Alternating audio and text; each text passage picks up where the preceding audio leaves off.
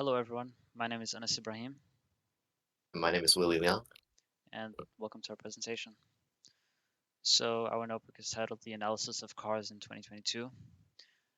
The key takeaway from our presentation is that we try to explore the relationship between different vehicle specifications. We use this data for several tasks that I'll get to soon, and this is the dataset that we found. It's from this source right here on kaggle.com. It has several columns, a lot of useful information, and it helped us to create some stunning visualizations that we are willing to show you. So as for the tasks, we're trying to explore the correlation between several specifications of cars.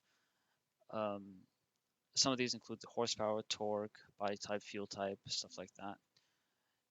And these visualizations that we're creating in this notebook can help in just the general understanding of the relationship and the correlation between different aspects of cars, and it can also help someone in the decision making process of buying a new car if that's what they want to do. Just a simple side note: we created our own columns and we added them to a copy of the original dataset here. Since this dataset was initially found from an Indian website, all the prices are in rupees, Indian rupees. So we needed to convert to USD, and that's what we did here. Converted all price columns to USD and store them in a copy of the original dataset. So this is our first visualization. Uh, as you can see here, we go through. We are seeing the correlation between max horsepower and max torque of all the cars within the data set. And we have faceted by transmission type. So we have your automatic, electric, and manual. And you can also see it's color coded by fuel type. So one notable takeaway that you can see from this is that diesel cars have a much lower horsepower than petrol and electric. So this could be something that potential buyers would want to know before they purchase their car. I know a lot of people, like my brother, for example, really cares about horsepower in a car, and he likes cars with high horsepower. So this could be something that potential buyers would want to know.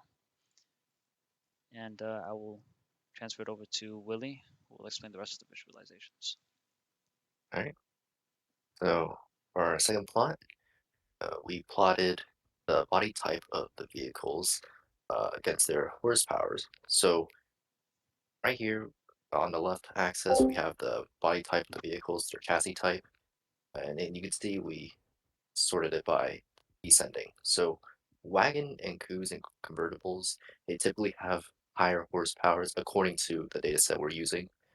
And then you have hatchbacks and minivans, pickup trucks. Generally, they have lesser horsepowers. Also, see there's a general huge drop off between hybrids and SUVs when we compare their horsepowers. Uh, Keep in mind that these are average horsepower, so we take the average of every vehicle of a certain body type and we average them together, and then we plot them on the chart. So hybrids and SUVs have a huge drop offs, and sedans and MUVs have a huge drop offs in terms of horsepower. So next up, we have another visualization of different cylinders. We plot their horsepowers against their cylinder values, and then we facet them by their fuel types. Again, similar to the first or the second plot, we took the average of the horsepowers and then we plotted them based on the number of cylinders they have. So here you'll notice generally that petrol cars contain a lot more cylinders than, say, cars using CNG based fuels or diesel fuels. Electric cars don't have any cylinders at all, so they're still able to generate a lot of horsepower. And you'll also see that course, there's a linear correlation between the number of cylinders and horsepower. As the number of cylinders increase, generally there will be an increase in the outputted horsepowers as well.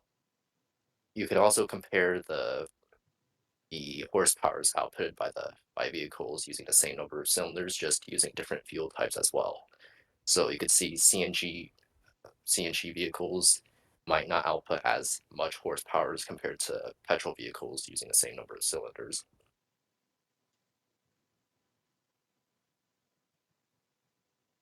And lastly, we have created box plots.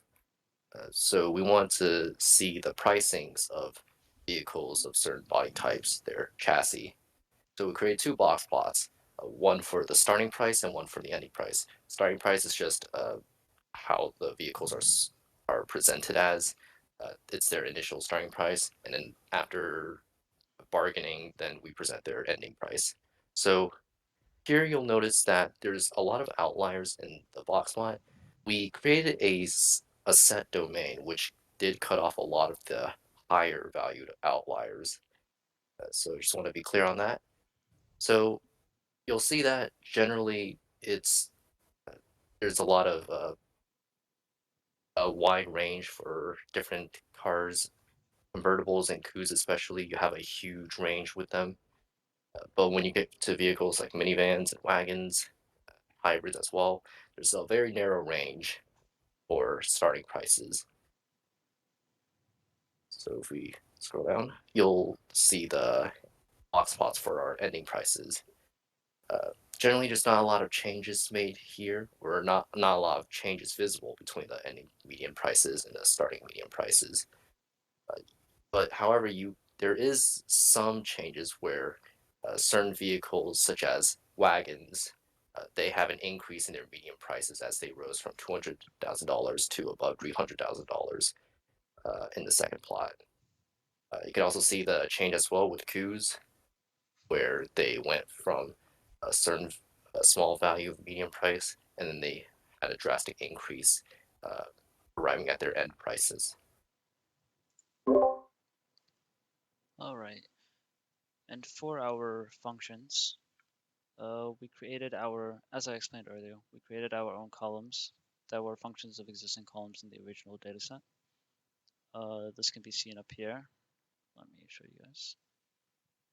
So here we simply we map the cars dataset to our copy of our cars, and we took the rows of we took each row of cars where the start price uh, was in rupees, and we multiplied it by the exchange rate to USD, which is at the current moment 0.012. And we map these to our new columns, which is start price in dollars and the end price in dollars. And this is not stored in the original dataset. This is in our copy here.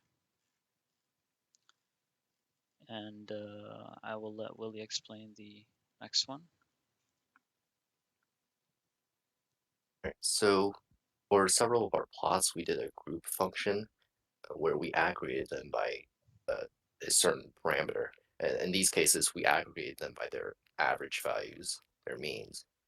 So for certain x-axis values, we take how many number of those values, and then we take the average of that and plotted them on the y-axis.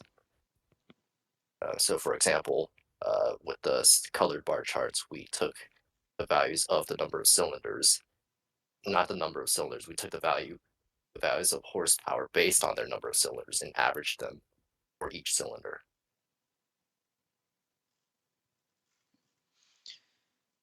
And for our conclusion, so as you can see in the notebook, we had several visualizations. Um, each of them are useful for specific tasks. Uh, Anyone who is viewing our notebook can generally get a good understanding of the correlation between several features and specifications of vehicles and how they relate to each other, whether it's a positive, negative correlation, such as the scatter plot you saw in the beginning.